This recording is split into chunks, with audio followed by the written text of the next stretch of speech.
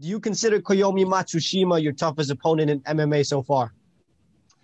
Yeah, I think pretty much almost always like the next fight and the next fight and the next fight, as long as you continue to win, pretty much you're always going to get a step up in competition. It's pretty rare that like you're going to take a fight and it's going to be, you know, a lesser opponent as you're climbing your way up the ladder and working towards a title shot, right? So yeah, I definitely think it's a tougher challenge. It's a different challenge, you know, than my previous opponent. I think the last opponent that I had was a pretty tough challenge as well. He had a little bit of a judo background and more of a boxing style. And now this current opponent, Matsushima, has a little bit more of a wrestling background. And as far as the striking is concerned, more of like a karate style. So it's a very different thing to deal with and a very different threat. But I definitely think this is a very tough test. I think this is one of those ones out there where when you're looking at a Brazilian jiu-jitsu guy trying to transition into mixed martial arts, one of the things you wonder is, hey, what's going to happen when he runs up against a tougher wrestler that's maybe able to either stop him from taking him down or maybe control him for a little bit while they're on the ground and not give him the access to the submission attempts that he would normally have. And that's often a problem that stifles a lot of Brazilian jiu-jitsu athletes transitioning into mixed martial arts. It's not quite the same that the way the grappling game works in mixed martial arts. So it could be a very difficult thing for me to deal with. In your mind, do you expect a tough fight where you'll be tested in all areas, or are you visualizing an easy victory? How important is winning this fight for you? Okay, so let's talk about visualization for a minute. I think it's very important when you're visualizing a fight or a challenge ahead of you to not only imagine situations where you just crush that challenge or, you know, just walk right through whatever that challenge is. I don't think that prepares your mind very well for adversity.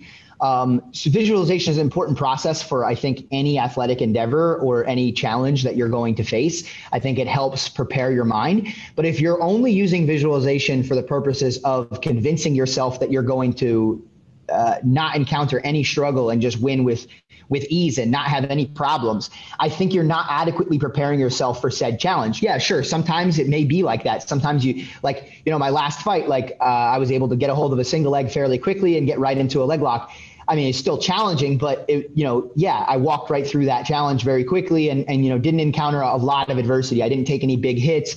I didn't get held down. There was no problems, right? And so great. Okay. But I don't think it's a good thing to set yourself up mindset wise like that. I think it's very important to recognize that, like, hey, man, it's a fight. A lot of things can happen. You may be in some bad positions. You may have to struggle out of those bad positions and eventually win. So I visualize many things leading up to fights. I visualize, things like my last fight where I very quickly submit Matsushima. And then I visualize other situations where maybe he takes me down, a little bit of a scramble ensues and I have to fight out of it. And maybe I fight a hard 3 rounds of back and forth. And, I have to struggle to win that fight. And I think that's really important to prepare myself in that way, whether it's going to happen or not. I think that my mind has to be ready to meet that challenge. So that's what I'm visualizing. I'm visualizing everything. I think anything and everything could be a possibility.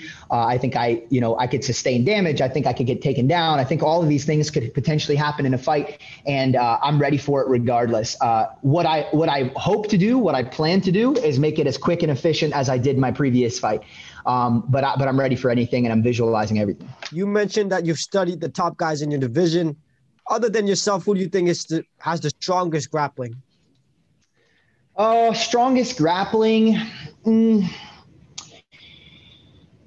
So it's in terms of, I guess I would have to go with like maybe Gafarov, but it's not submission grappling. It's more of like a wrestling style of grappling. Uses a little bit of submissions here and there. And I've seen him throw people with Kimuras and, attack rear nakeds and things like that. So probably Gafarov if I had to guess, but Martin does a really good job of integrating grappling into what he does. I think that Christian Lee is also, Christian Lee's technically fighting 70 now, but he was fighting 55 for a while. I think is he number 1 on the rankings for 55 still? I'm not sure. I think he was at one point. Number 2. So Number two. So, so like Christian Lee is also very, very good. Again, it's more of an integral style. It's not like I think like pure submission grappling, like he can touch me. But from a mixed martial arts standpoint, like those guys are very competent and very tough. So if I had to, I would say like, from more of like a wrestling grappling, Gafarov, and then, or Gafarov, I don't know how to pronounce it. And then, Christian Lee and Martin Wynn have impressed me, and at least in their ability to use grappling in an MMA context. Now I gotta ask you. You were talking about this potential Khabib grappling match. How do you see that one going? Man, I think if we ever had a pure grappling match, I'd pretty handily submit Khabib. Probably the same way that if I had like a pure wrestling match against somebody who is an extremely dominant wrestler, more than likely they would beat me. But it would still be a fun, cool experience either way. I don't know. I don't see how anybody could debate that. People will because they're uneducated about martial arts. But a pure grappling match, it's something that I've been doing my whole life. I mean, he's been focused on MMA his whole life, so obviously he has, somewhat of an edge there. But in pure jiu-jitsu, I mean, it's hard to believe that, he'd be able to do anything other than maybe edge out like a draw or something, depending upon the rule set. If it was like maybe sub only and there was no, ref's decision or something, but maybe he could not get submitted. That would be the best hope that he would possibly have. But I think it would be a very dominant performance on my part if I ever fought Khabib in a jiu-jitsu or submission grappling context. Breaking down that, I know Khabib obviously has been working on mixed martial arts a lot, and mixed martial arts grappling is so different when there's punches and elbows involved. But what do you see in the submission grappling game? Obviously, he hasn't done an exhibition match in a long time. What submission do you see yourself getting him in? I think for Khabib, probably the thing that he doesn't encounter more than anything else would be leg locks. Like I think that's like it's a very underutilized thing in mixed martial arts. So the likelihood that he's in a mixed martial arts room where there's anybody like attacking his legs consistently in a way where he'd be prepared for a threat like that is probably minimal. So I would say that. Combat Sambo is known for the leg locks as well. They dive for the knee bars and the toe holds. Sure. Sure. I mean, that's nice. Don't get me wrong, but he's been spending the last decade training mixed martial arts. I highly doubt that he's in a combat sambo room in the last decade. I mean, I could be wrong about that. I don't think any of his training partners that he's training with on a day-to-day basis are going after leg locks. This is what I'm trying to communicate. There in sambo, there are some leg locks, but it's completely different than being in a room like I'm in on a day-to-day basis with the best jiu-jitsu guys in the world trying to submit each other with leg locks all the time. I mean, there's just the level of preparation for something like that is just, it's completely different. So I think that would be the most obvious place where there would probably be a discrepancy in skill. He's probably well prepared for most other submission threats because most other submission threats, upper body threats are used pretty regularly in MMA. So now, someone you got a little bit of history with and won championship is Shinya Aoki. You beat him in a grappling match. How do you think you would do against him in mixed martial arts if you fought? Would lightweight be something you would consider doing in the future?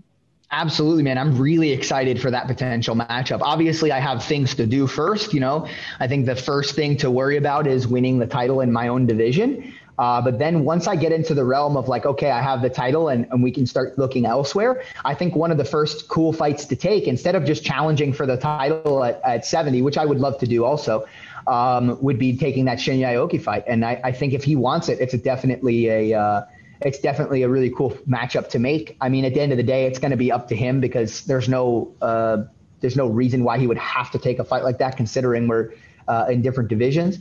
But if it's something that he thinks is exciting, I think the fans would think is exciting. I think it gives him a rare opportunity, because he gave me the opportunity to have a pure grappling match with him, to fight him in his preferred sport, which is mixed martial arts. And man, I think that would, as far as one championship is concerned, I think that might be one of the toughest fights that I could have on the roster. And there's a few reasons for that. A lot of people would probably disagree because he does have that, that grappling background. I already submitted him. So people, oh yeah, he's just going to submit him again. Maybe, but man, I'll tell you, when I had that grappling match, I felt, Shinya, and I felt his grappling ability and how difficult it was to move when he tries to control you. And man, I could see in an MMA context where punches are allowed, like that would be, it would have been a tougher fight. And I think that at that stage of my career in mixed martial arts, like if I had just, first fight Shinya Aoki, that would have been a really difficult fight. Now that I'm a little bit further along, I think I have the skills to beat him, but he's a tricky dude, man.